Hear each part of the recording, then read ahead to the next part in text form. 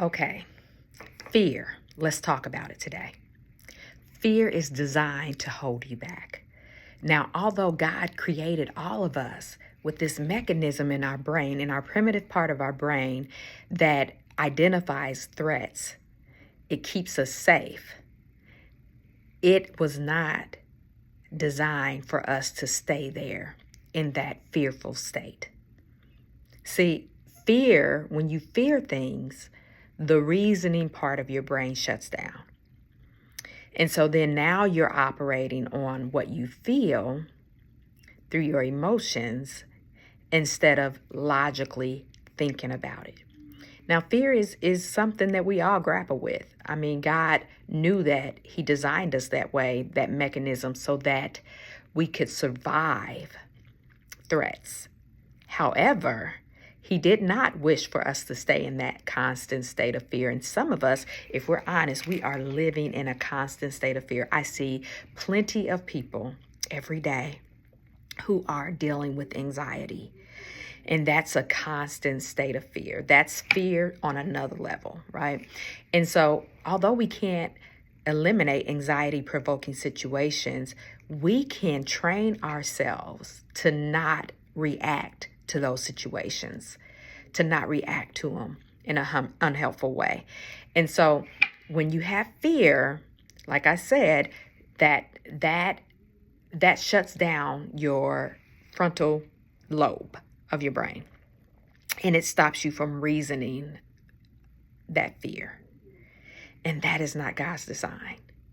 He said in His word that He's given us power, love, and a sound mind, and not the spirit of fear, but of power, love, and a sound mind. And so when you have a sound mind, fear is absent. When you have fear, a sound mind is absent. And so we have to address it. How do you address it? Well, number one, identify that you're operating in fear.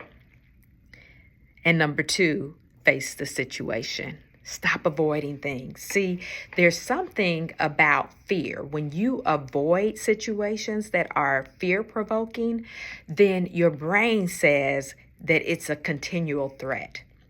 And so either you're going to fight, you're going to flight, or you're going to freeze. That's the brain's response, the primitive brain's response to fear. And so in order to get your logical brain to kick in, because a lot of times things that we fear are not realistic fears, or they are realistic, but we're telling ourselves that we don't have the ability to cope with whatever that issue is. And so that fear is heightened. Have you ever went out and you were going to speak somewhere and then you just froze up? You know, you were giving a presentation or whatever it was. You froze. That was your emotional, your primitive part of your brain responding to that fear, that threat, or that thought of a threat. And then when you get up there, you're able to push through it, then it diminishes. So the next time that you're speaking, it's not as fear-provoking as the first. And so that's what we have to do. We have to identify that we're operating in that fear, that fear is present, and it is. We all get fearful from time to time. So I'm not saying that you will never be fearful. You will. But how you overcome that is face it. Face it. We don't run from fear. God's given us power, love, and a sound mind, not the spirit of fear. Spirit of fear says that I'm allowing the fear to take control, and I'm going to give into that, as opposed to operating in power, love, and a sound mind. He's given us power over things, right? And one thing is on how we think. And so I encourage you today, you struggling with fear, face it. Face that threat. Face that conversation, that challenging conversation that you're dreading to have. Face that issue at work. Face the issue at home. Face the issue within yourself. Face it. Don't run, because with fear, if you avoid it, it's the cycle of anxiety. If you avoid the threat or the fearful situation, then the anxiety level diminishes initially for the short term. But in the long term, when that comes back around, the anxiety level is is higher because you haven't dealt with it. When you deal with stuff, your brain retrains, it reprograms, and it says, okay, I dealt with this. Now I see that it wasn't as big of a threat as I thought it would be. And so now the next time you face the situation, that feeling lowers or even diminishes.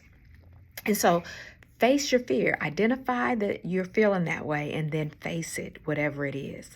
And just remember, God has not given us the spirit of fear, but of power, love, and a sound mind. We are operating in a sound mind the rest of 2024 and going on into the new year, 2025. So God bless you today.